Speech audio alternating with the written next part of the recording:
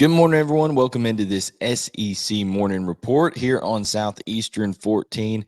I am Blayne Gilmer, and we're excited once again to have you join us to talk SEC football. Here on Southeastern 14, we provide daily SEC coverage. I cover all football, and then, of course, we've got Blake Lovell and Chris Lee who will jump in the football coverage as well.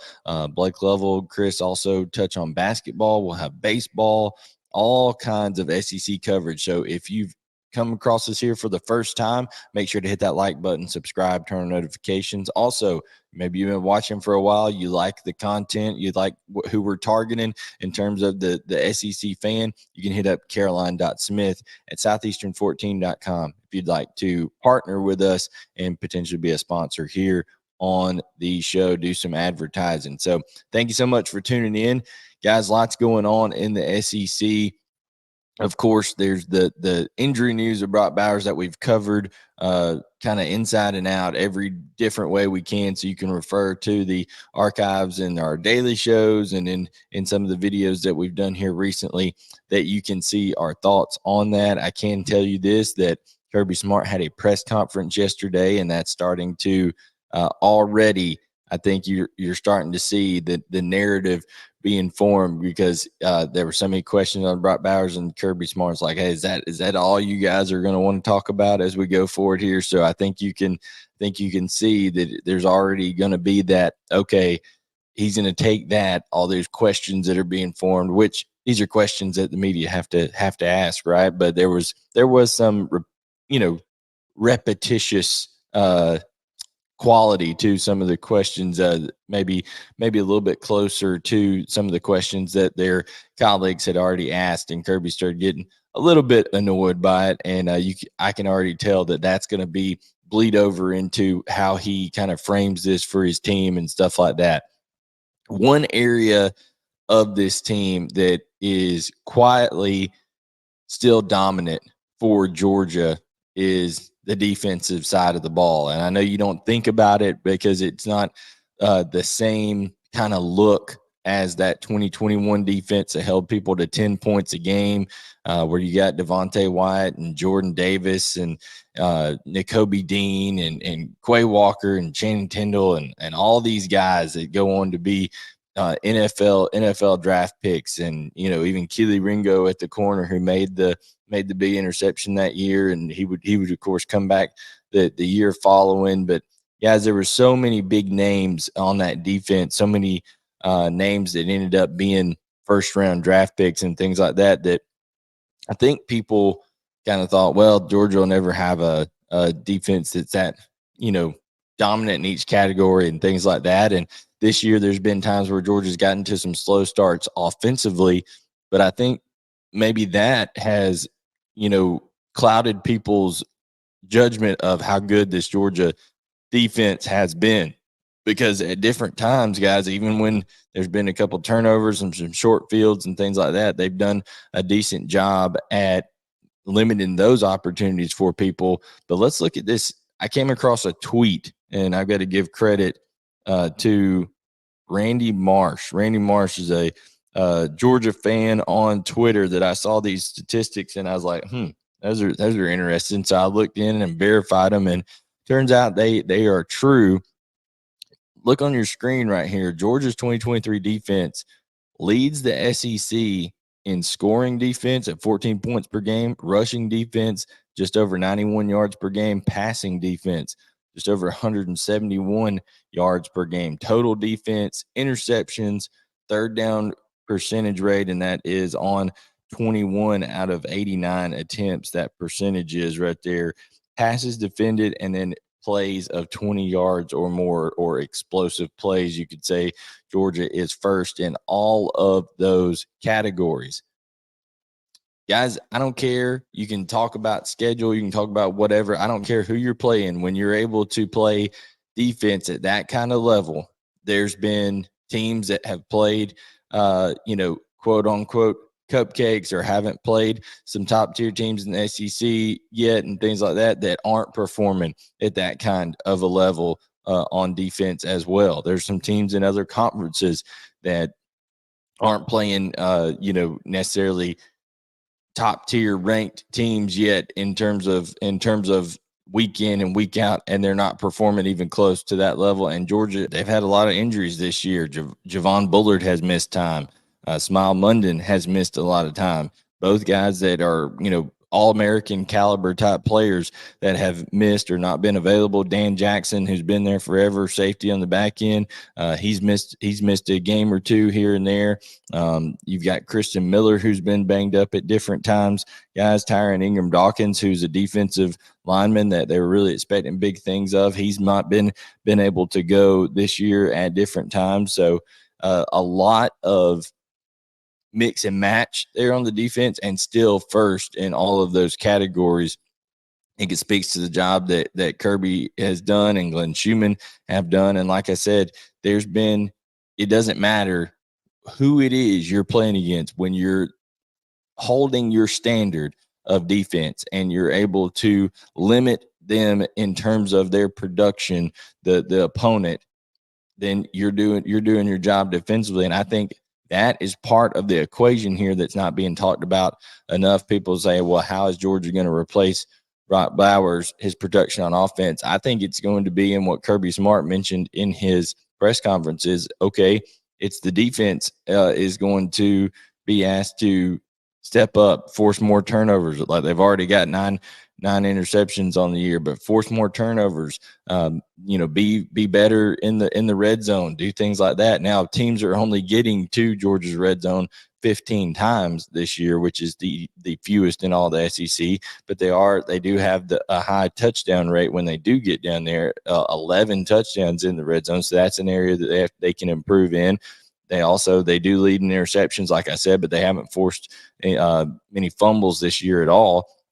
So there's areas that they can still improve defensively in the back half of this schedule. And I think part of the challenge that Kirby Smart is going to throw out to his team is that he said, hey, Superman is not a real thing. Superman is not out there. It's dead. It's not a concept that any one person has to come out and be Superman, is what he told his team. You can't go out and do more than you can do. Everybody just has to collectively do their best and do their job, and Georgia is going to be fine. And I firmly believe that they're going to be fine, even without Brock Bowers. Did think one concept he talked about offensively was, he was like, hey, people think of, okay, these are Brock plays that are being designed and stuff like that on plays where Brock Bowers has gotten the ball over the last couple of years.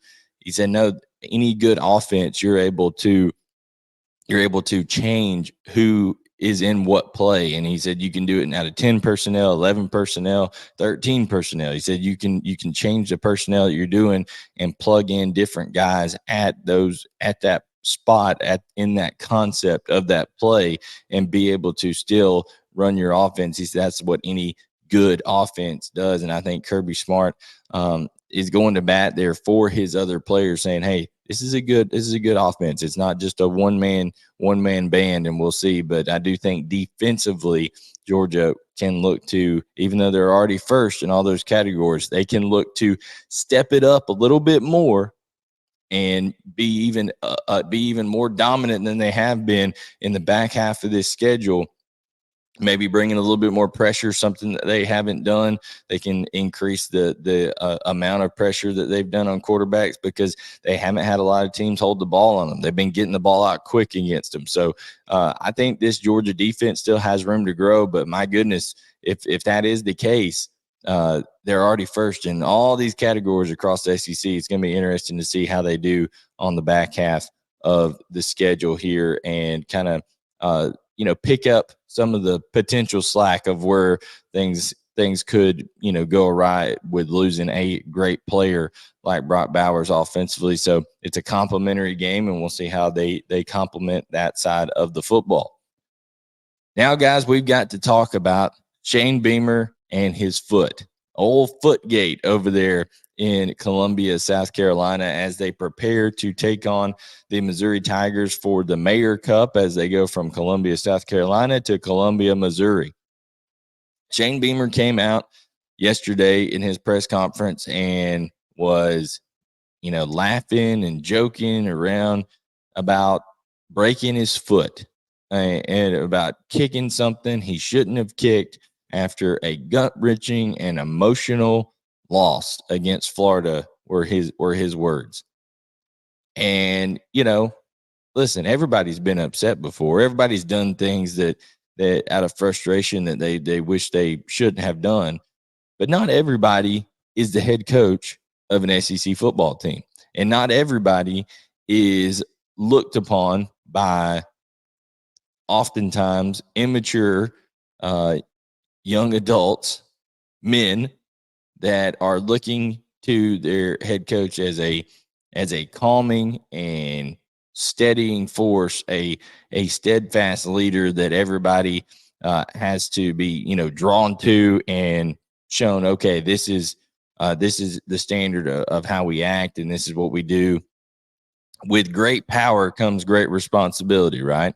And you're the head coach, the face of a multi-million-dollar organization like an SEC football team, then you're expected and you're paid like someone who's supposed to behave in an adult manner. And it got me thinking about what Shane Beamer is when you come down to it, and a comparison for him. And the comparison that I came to is Shane Beamer is Michael Scott. Yes, Michael Scott of The Office, the manager of the Scranton branch of Dunder Mifflin.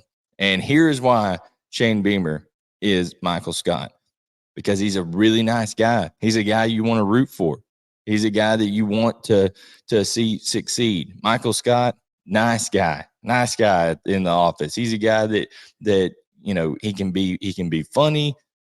He can be charming at times. You want to see a guy like that have success, an affable character, right? However, Michael Scott was woefully unprepared for the position that he was in of leadership of the regional manager of that Scranton branch. Okay. And also, you saw the performance of that branch throughout that show floundered at times. And one thing about it was Michael Scott, before he was the leader, was a very, very, very good salesman. He was very, very good at his job and what he did. And that's how he came into a leadership position. Kind of like Shane Beamer, very, very good assistant, very, very good special teams coordinator, very, very good, kind of soldier on a coaching staff. Had a dad that obviously taught him a lot and things like that. But there's been nothing about the experience so far at South Carolina that's shown that he's got this thing going totally in the right direction. You see glimpses of hope at times, just like with the Scranton branch in The Office. Just enough.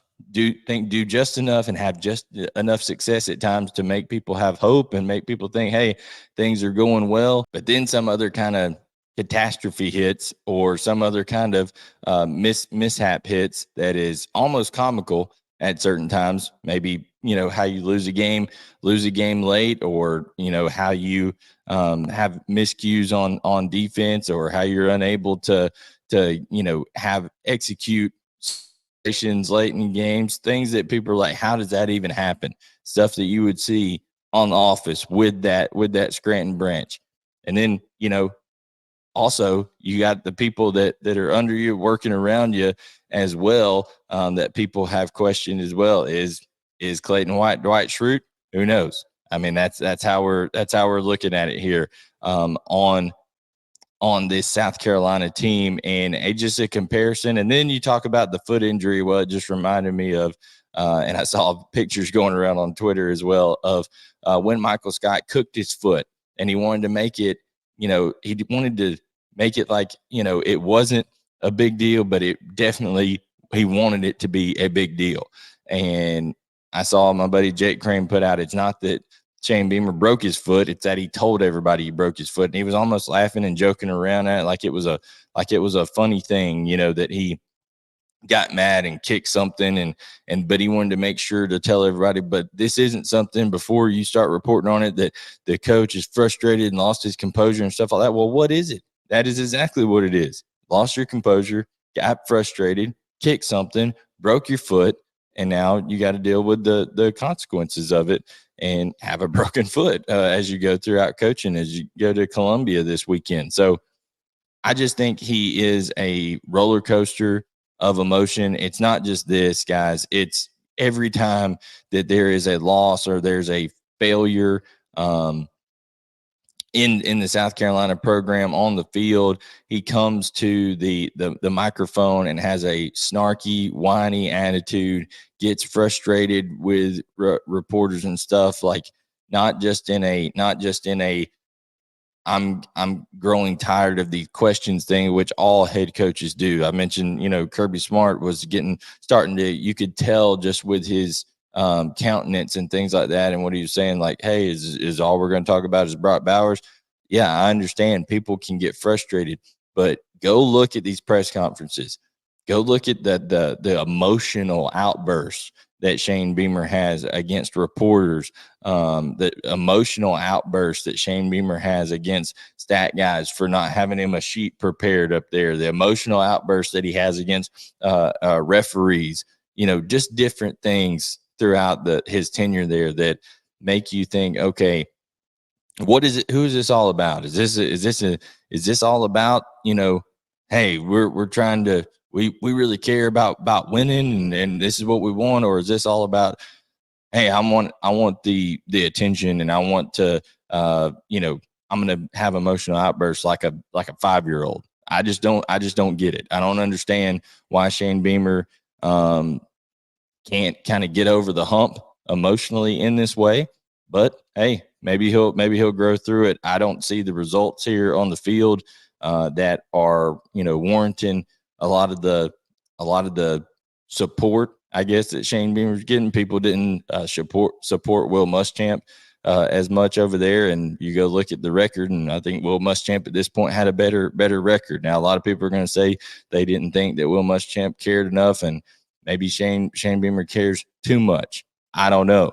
But when it comes down to it, I think there's a happy medium and there's a way to lead without getting emotional and kind of all bent out of shape and stuff like that, a la Michael Scott in that form of leadership. So, there is an element of it being funny that he got mad, kicked something, broke his foot, because that's nobody's fault but his own. I mean, there is an element of it being funny, but guys, overall, I think you have to control your emotions better as a leader of men and as a leader of an SEC football team. That's just my take on it. Let me know your thoughts there.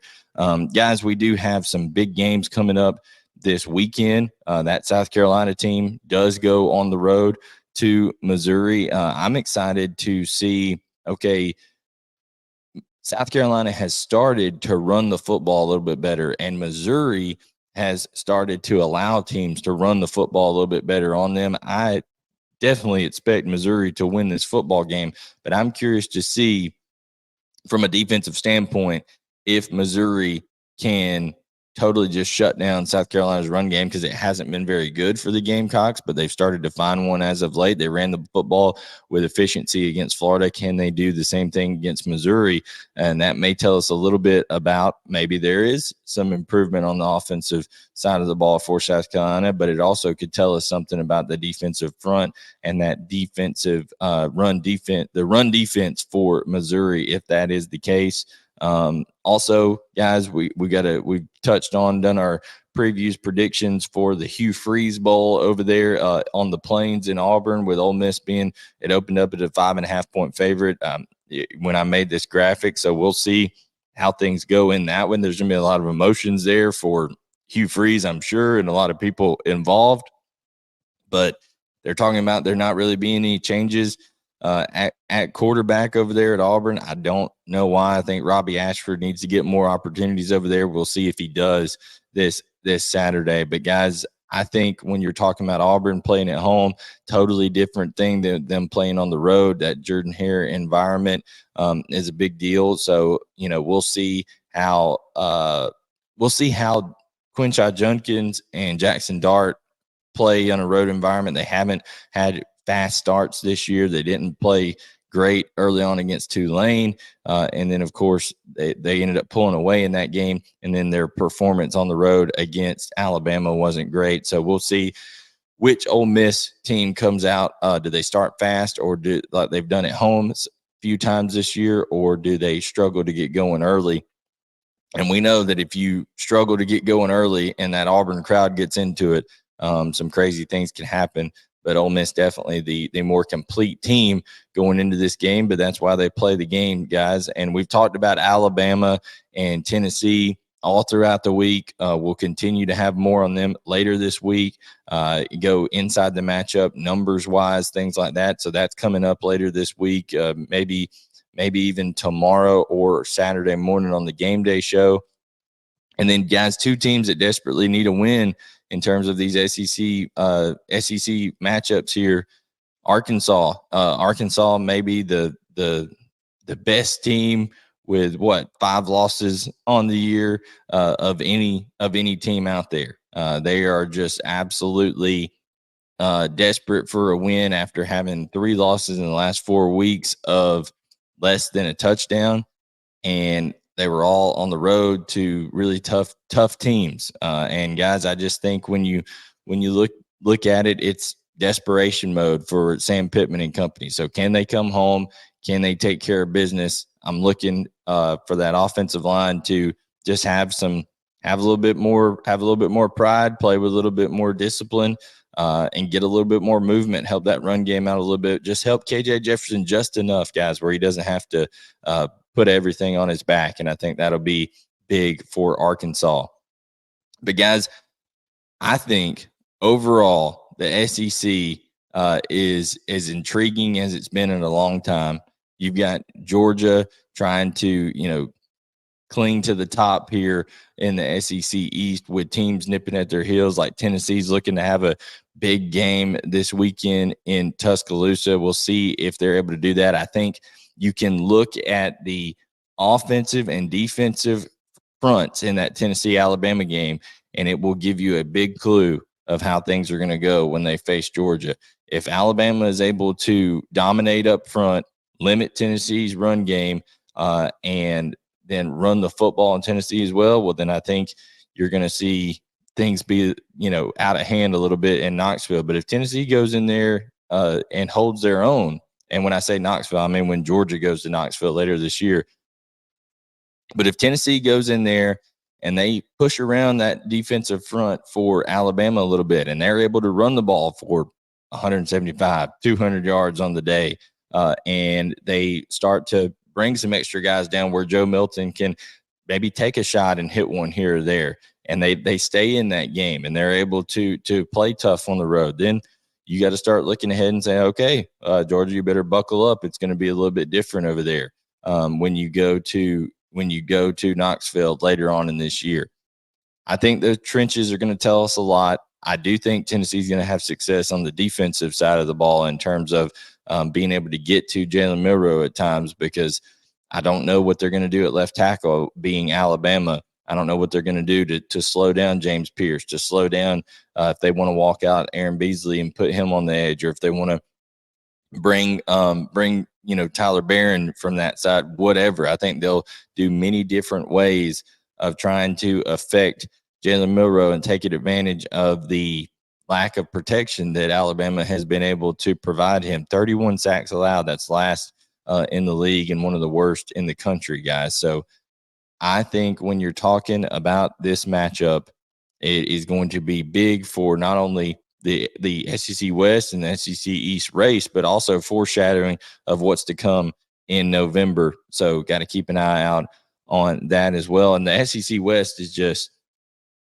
crazy right now. You got Ole Miss, LSU, Alabama, who all have an argument in case of being able to, okay, there's a chance and there's a way for them to get to Atlanta before the year is said and done. LSU just has to keep winning and beat Alabama, and they'll get in there to the SEC championship. Ole Miss would need some help, but if they're able to keep winning and Alabama drops one, then they'll have a chance, because Ole Miss would have the tiebreaker over LSU. Now Ole Miss would have to go on the road and beat Georgia as well. So guys, there's lots of matchups that you can look at right now and start to foreshadow to, hey, what's going to come in November and how's this thing going to shake out. But right now, a lot of intrigue in the SEC, and it's going to be fun to watch down the stretch. Thank you so much for tuning in to Southeastern 14 daily SEC coverage. Like I said, you need to be tuned in right here for all your news, analysis,